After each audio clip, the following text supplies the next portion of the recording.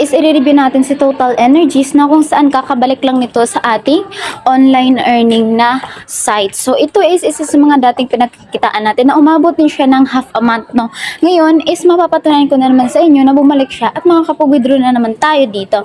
Nakapag-withdraw kasi ako dito ng 2,020 pesos at dumating agad siya sa aking PayMaya wallet. So ngayon, itap niyo lang yung link na nasa description box sa baba. Sisimula na tayong makapag-register tayo dito. Ngayon, tap nyo lang yung register and then magawa na tayo ng mobile number natin. Sa ating mobile number, mauna tayo sa 9. And then, captcha lang. And then, sa ating password, gagawa tayo. Dapat alalahanin nyo talaga siya. Ngayon, papakita ko sa inyo na kahit gumawa tayong number dito or yung active na number is makakatanggap tayo ng libreng 20 pesos. Ayan, gumawa na ako dito na account. Gawa-gawa ko lang siya. At makikita nyo, meron tayong 10 pesos na nakuha. So, ayan, kapag may nakuha na tayo, pwede na tayong mag-discover dito kung ano ba yung dalawang pagkakita natin dito sa kanilang platform. Una is dito sa kanilang referral program. So, dito sa kanilang referral program is magre-refer ka lang ng iyong mga friends. So, dito sa ating mga friends, kikita tayo dito ng 30%. So, 26 sa level 1, 1 sa level 2, 1 sa level 3, 1 sa level 4, and 1 sa level 5. Ngayon, if makikita nyo na kumikita na kayo dito, ang kailangan nyo lang gawin is i-share nyo lang yung link nyo dito. Makikita nyo ang link dito sa ating me and then share lang. And then i-copy nyo lang yung link nyo, i-paste nyo lang sa social media platform na meron kayo para kumita kayo ng unlimited earnings dito. Ngayon, meron tayong pangalawang ways of earning dito na kung saan hindi tayo mag-invite dito, bibili lang tayo. At ang pinakamura nila is ang 200 pesos na kung saan ang kikitain natin dito is 11,200 pesos or 11,000 commission. And then yung earnings natin dito is 56 daily. Kada 24 hours yan. For example, ngayon tayo bumili. Sa same time, next day is makukuha na natin yung daily income natin dito. At kapag nakapili na kayo, itap nyo lang yung amount and then purchase now. Sa purchase now natin, madadirect agad tayo sa ating GCash sending form na kung saan magsisend lang tayo ng amount natin doon. Andun yung number na binigay nila.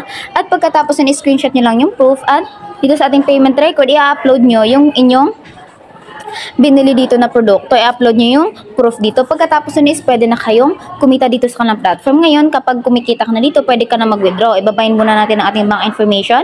May bank info tayo dito and then lagay lang tayo ng GCash dito. So, expect natin na GCash talaga siya darating. GCash name, GCash number. Pagkatapos isubmit lang natin. Kapag nasubmit na natin, pwede na tayo makapag-withdraw dito. Ayan, so meron ako account dito na may laman 2,020. Withdraw lang natin yan. Tap natin withdraw 2,020 pesos. At pagkatapos, i-submit lang natin yung ating withdrawal dito. Ayan, nagpa-processing na siya. Hihintayin ko lang muna na ilang mga minuto. Dumating sa aking wallet yung aking withdrawal dito na 2,020 pesos. At alalahanin na buong buo natin siya dapat na matanggap. Ayan, nag-success na siya. So, titignan natin sa ating GCash ngayon kung na-receive ko ba talaga yung aking withdrawal dito na 2,020 pesos. At makikita nyo, na-receive ko siya ng buong buo ng walang kaltas at ilang mga minuto lamang ay natanggap ko na siya agad sa aking wallet.